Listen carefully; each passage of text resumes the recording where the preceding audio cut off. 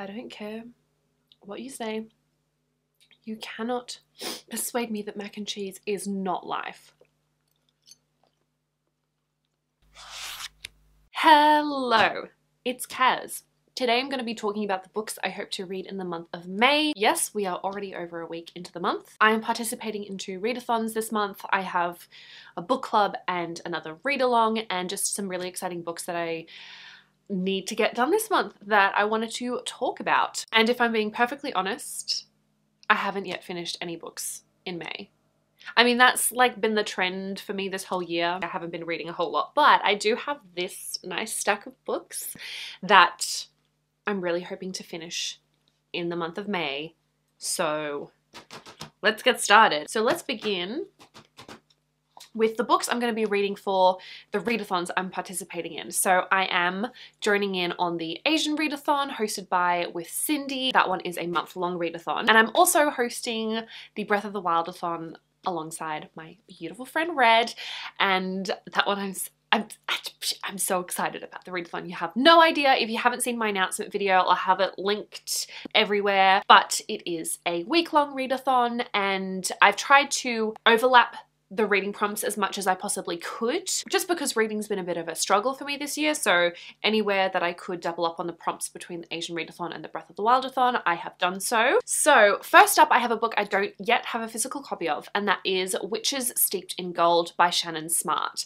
So this one is for the Breath of the Wildathon prompt. Read a book that is action-packed and set in a faraway land. So I've seen that this one is filled with plenty of action and it's in a fantasy world. And this one also is the May book of the month for the book club that I co-host called The Name of the Book Club. So we're reading Witches Steeped in Gold this month as well. And we should be doing the live show on Pierre Ford's channel towards the end of the month. But this one is a Jamaican-inspired fantasy, and I think we have 2 rival enemy witches who have to form an alliance in order to take down a common enemy of theirs. So really looking forward to that one. I also have The House in the Cerulean Sea by T.J. Klune. So this is for the Breath of the Wildathon prompt to read a book that you're drawn to. And ever since I had heard about this book, I have been dying to read it. I have been wanting to pick it up. It just has never quite happened. But May seems to just be the perfect month for reading this book because firstly, it works really well for that prompt in the readathon, but also it's part of 2 different book clubs. The Late Night Book Club with Joel, Elias and Noelle. They're reading The House in the Cerulean Sea in May. And then Chloe from Books with Chloe, her Patreon book club, is also reading The House in the Cerulean Sea in May. And I've heard fantastic things about it. I've been wanting to read it ever since I got it. I did get sent this beautiful hardcover from the publisher back on release. I'm so sad that I haven't yet read it, but to me it seems like this all happened for a reason. It was meant to be read in May. And I'm so excited for it.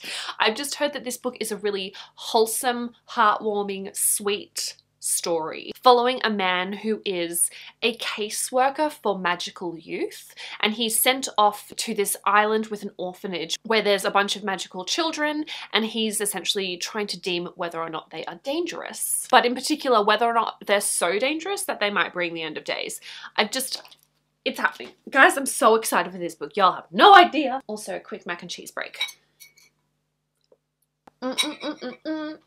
Okay, that's probably actually not going to be very easy to see, so I will put the proper cover up. But I am also going to be reading The Tea Master and the Detective by Aliette de Bodard. This one I'm going to be using for a couple of the Asian readathon prompts. Firstly, to read a book by an Asian author, and then also to read a book by an Asian author or about an Asian character that is not US-centric. And The Tea Master and the Detective is a sci-fi novel set out in space. If I remember correctly as well, I think this is also like a reimagining, or it's inspired by Sherlock Holmes, which I love, love, love. And this one is also going to be for the Breath of the Wildathon prompt to read a book with wintry vibes. So I've interpreted this challenge kind of loosely, and the way that I've drawn winter vibes from this book is the fact that it's like a murder mystery, which in itself gives me those kind of cozy books I want to read in winter vibes, but also the connection to Sherlock Holmes. And whilst it's not set in London, that connection itself with just like emphasizes that cozy murder mystery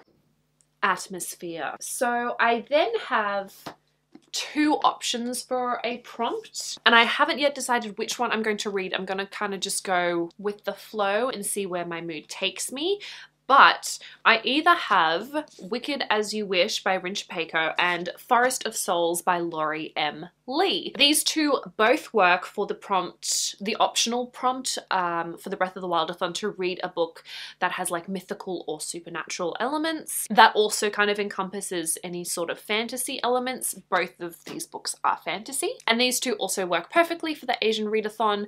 In particular, the prompt to read a book by an Asian author that is within your favorite genre. Again, fantasy is my favorite genre. So I haven't yet decided between the two of these. I've been wanting to pick up Wicked As You Wish for quite a while, but another reason why I was kind of drawn to this one in particular for the readathons is because in Cindy's announcement, she links through to a whole bunch of story graph lists that her alongside the community have helped to compile that are honestly such great resources for the Asian readathon. Well, I can't remember if it was one of the storygraph lists or if it was in the Google Doc, but there was a list of books that have audiobooks available on Spotify. I do like to keep an audio option on my readathon TBRs just to give myself the flexibility to read when I'm doing household chores and errands and driving and things like that. So I thought this one would be really ideal for that reason.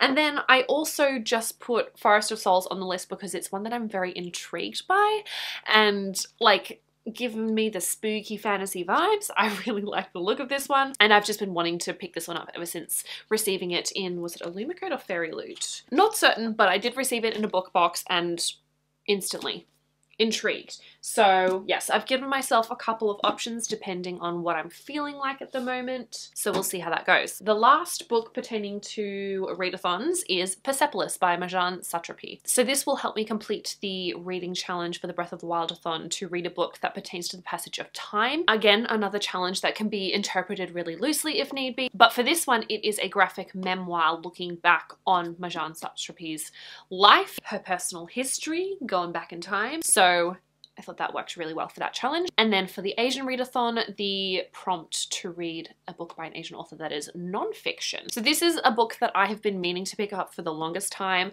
I've put it on quite a few TBRs for a few different readathons as well, but just have never quite gotten around to picking it up before those readathons ended. And the fact that this is a graphic memoir, it is going to be more of a quicker read, which again is something that I think is perfect for reading during readathons. The rest of the books I'm going to be talking about are more book club and read-along picks, and that is going to just complete out my entire month because they're quite chunky. They're all big fantasy sci-fi novels. Firstly, I'm going to be finishing The Once and Future Witches. This was the April selection for the name of the book club. Sadly, I did not finish it in time for our normally scheduled live show date, but I have managed to move the live show to around the 15th, 16th of May to give me time to finish it because I am hosting the live show on my channel. At the moment, I am 120 pages in. I will be finishing this in the next week, and I am really enjoying it so far. It's set during the late 1800s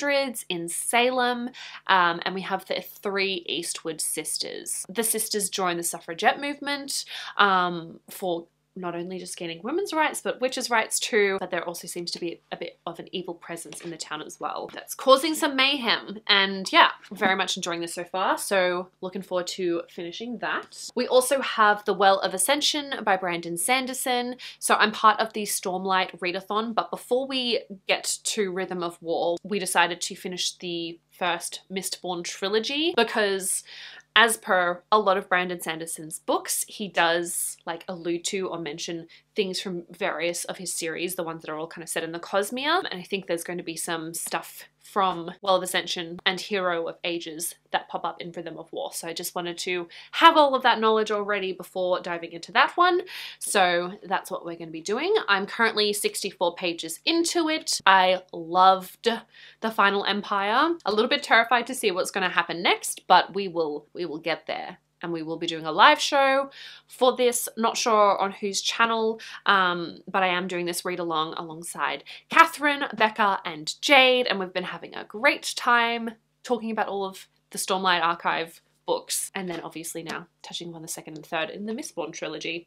So I'm gonna be finishing this one. And the last book I think that I need to read is Caliban's War by James S.A. Corey, the second book in the Expanse series. This is a sci-fi series. It is also a TV show which I have not yet watched, but I will at some stage. And I'm one of the co-hosts for the Expanse read-along, which was created by Blake, and some of the other co-hosts include Joel, Katie, and sometimes Catherine.